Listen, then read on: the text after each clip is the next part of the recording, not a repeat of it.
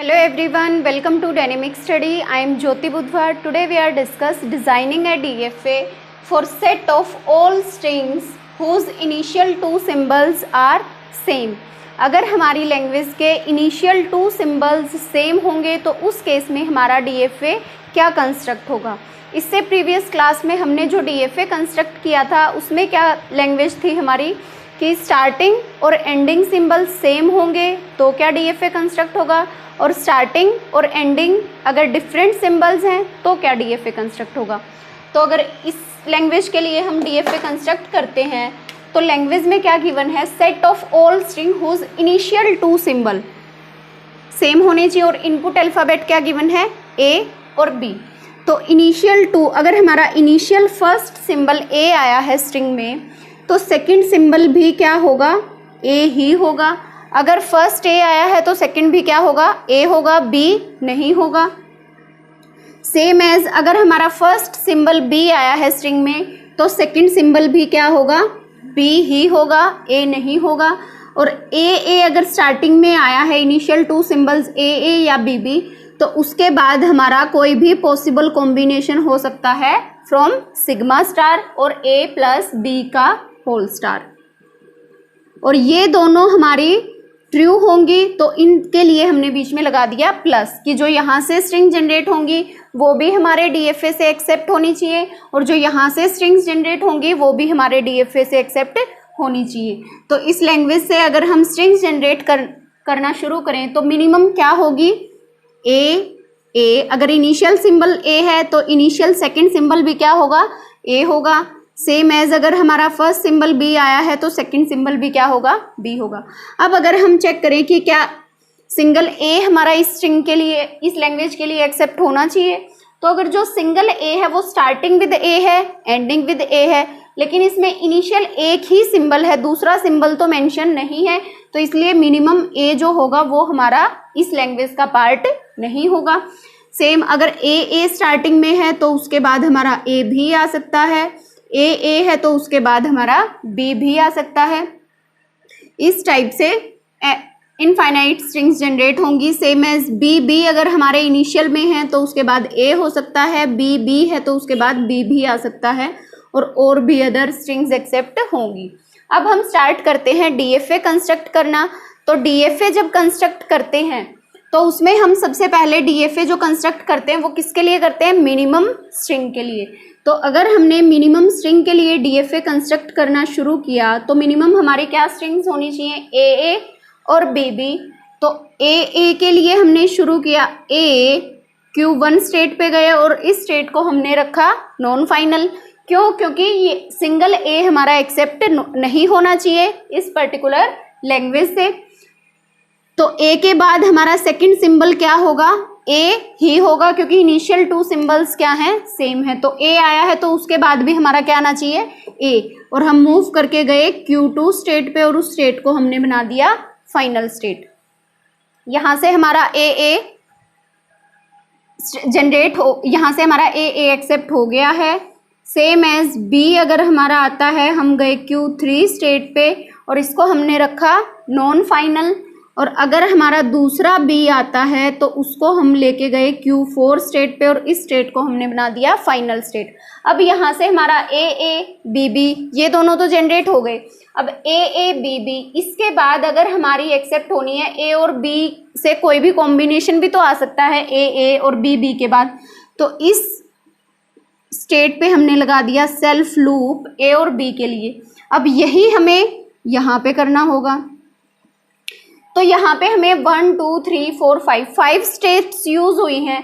अगर हम इस Q4 की बजाय हम B रीड करके डायरेक्ट Q2 स्टेट पे चले जाएं तो भी हमारा AA और BB और उसके बाद कोई भी possible combination from sigma star A, B, तो हमारी एक स्टेट यहाँ पे कम यूज होगी। और हम जब DFA कंस्ट्रक्ट करते हैं वो हम मिनिमम स्टेट से कंस्ट्रक्ट करते हैं।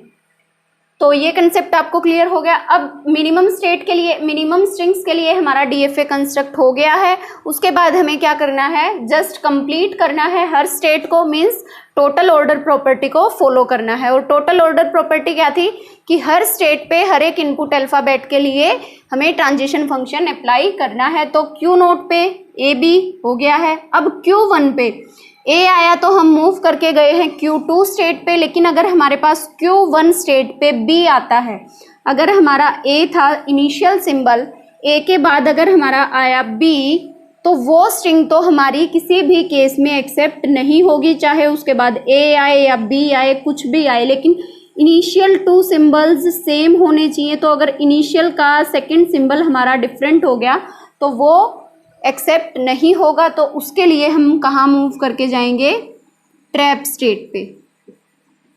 अगर हमारा ए के बाद आता है बी तो हम कहाँ गए, ट्रैप स्टेट पे। और ट्रैप स्टेट क्या है, डेड एंड, जहाँ पे जाने का रास्ता है वहाँ से वापस आने का रास्ता नहीं है। तो इसके लिए ए और बी दोनों अप्लाई हो गए हैं transition function. Same Q2 state पे पहले से ही हमने लूप लगा रखी है।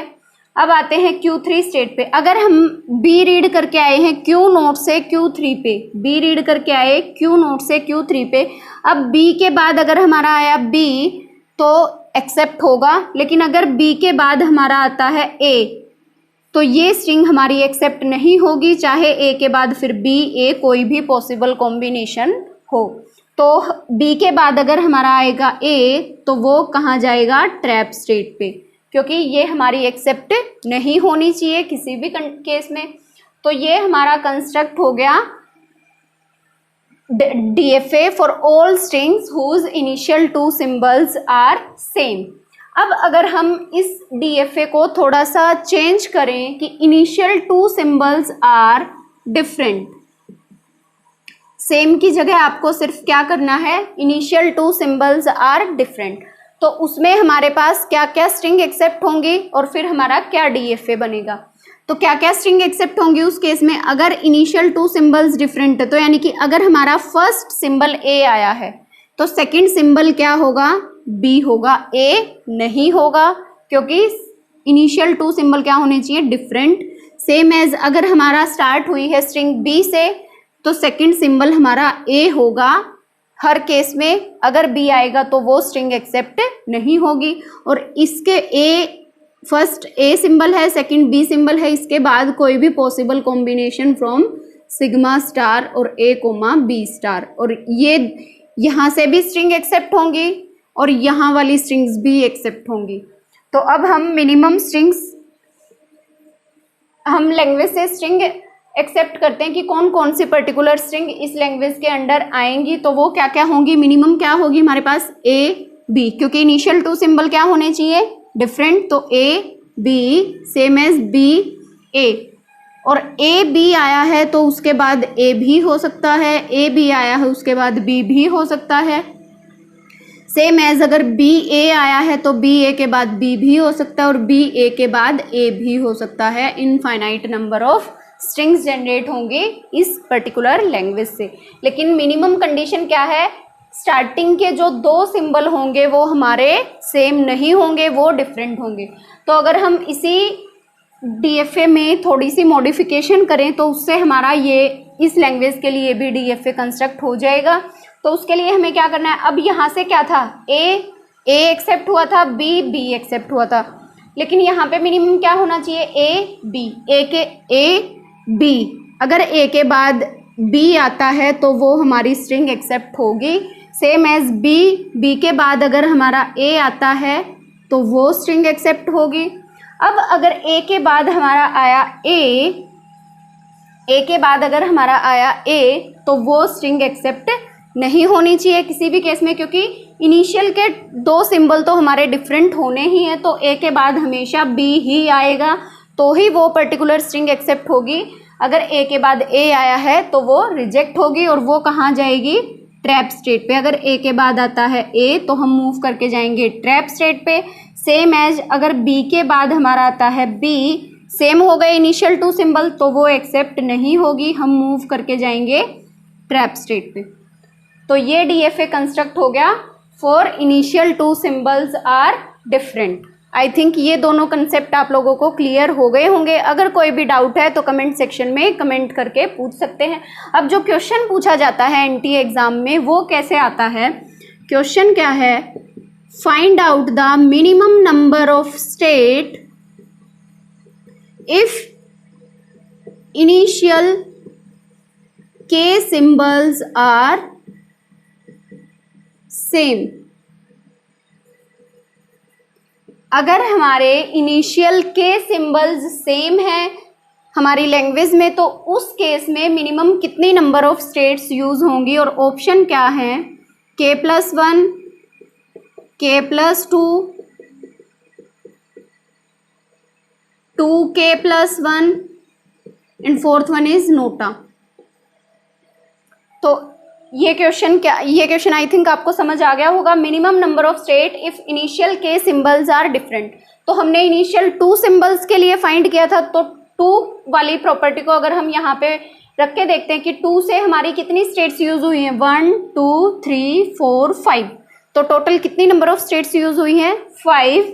इन case of initial 2 symbols are same, तो यहाँ से 2+1 3, ऑप्शन 1 तो नहीं होगा, 2+2 4, ये भी नहीं होगा, 2k+1 2 × 2 + 1 5, तो यहाँ से हमारा आया answer 5। Hit and trial apply किया है हमने, तो हमारा आंसर क्या होगा, अगर हमारी इनिशियल के सिंबल्स सेम है तो मिनिमम नंबर ऑफ स्टेट कितनी यूज होंगी, 2k+1। इस टाइप के क्वेश्चंस कई बार यूजीसी नेट एग्जाम में पूछे जाते हैं। आज की क्लास में इतना ही करते हैं। नेक्स्ट क्लास में हम कौन सा कंसेप्ट करेंगे कि अगर हमारे लास्ट के 2 सिंबल सेम हैं या फिर लास्ट के 2 सिंबल्स डिफरेंट हैं, तो उस केस में हमारा डीएफए क्या कंस्ट्रक्ट होगा, कौन कौन सी स्ट्रिंग्स एक्सेप्ट होंगी और कितने minimum number of states use होंगी उस केस के लिए। तो आई थिंक ये कंसेप्ट आपको क्लियर हो गया होगा। All the best for your future. अगर वीडियो पसंद आई है तो वीडियो को लाइक एंड शेयर करना ना भूलें। Thank you so much.